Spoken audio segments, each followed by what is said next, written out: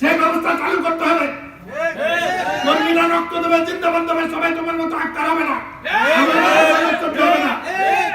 তাদের পাশে থাকতে হবে। আইনের পাশে, মুখের পাশে, সাহসের পাশে। যদি সাহস না থাকে তাহলে কাফালদিন একটা ট্যাবলেট পাওয়া যায়, এটা বাইর করছে আমাদের এক নেতা কাফালদিন। এটা খাইলে নাকি কাঁপাকাঁপি বন্ধ হয়। আর তারপরও যদি সাহস না হয় সেটা অন্য ব্যাপার। এখন থেকে সিদ্ধান্ত তাই আসুক সামনে, আমরা আইন হাতে তুলে নেব না। কেউ যদি অন্যায় ভাবে বাধা দেয় তা আমরা মোকাবেলা করব। দেখা হবে, আজকে আর কথা বাড়াবো না। ওই মিটিংয়ে এখানে আমরা আজকে একটা কাজ করলাম। ইসমাইল মজুমদার এখানে আমাদের ছিল, এটার প্রতিষ্ঠাতা সাধারণ সম্পাদক ছিল ঐক্য সংগতির। এই ঐক্য সংগতি আমরা বেঁচে রাখবো। ঐক্য সংগতি আমাদের নিজস্ব সংগঠন। বিএনপি আমাদের নেত্রী খালেদা জিয়া, আমরা বিএনপির কর্মী।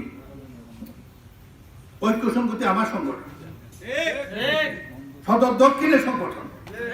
সদর দক্ষিণ আমি তো বলছি লালমাই উপজেলার বিরুদ্ধে আমাদের মামলা আছে, লালমাই উপজেলা পরিষদ। কিন্তু এখন যেহেতু উপজেলা হচ্ছে, দলের নেতৃত্ব হয়েছে, আমরা কমিটিকে স্বাগত জানিয়েছি, কমিটি হচ্ছে।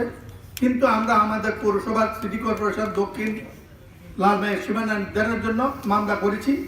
এই মামলা এই জন্য এইটাই কাজ হলো ঐক্য সংগতির।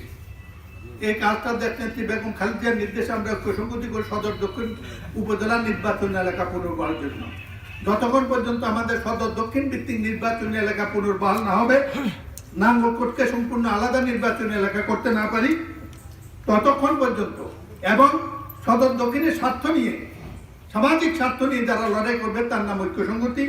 এই ঐক্য সংগতি ভারতকে সভাপতি করা হয়েছিল ইসমাইল চলে যাওয়ার পরে। ইসমাইল দেশে ফিরে আসছে।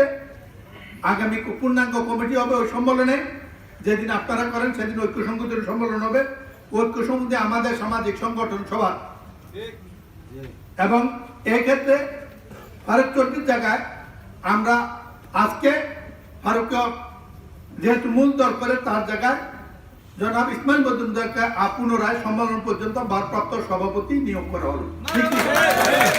ভালো থাকেন, সুস্থ থাকেন, দেখা হবে কালকে ইনশাল্লাহ, যদি ভালো করে।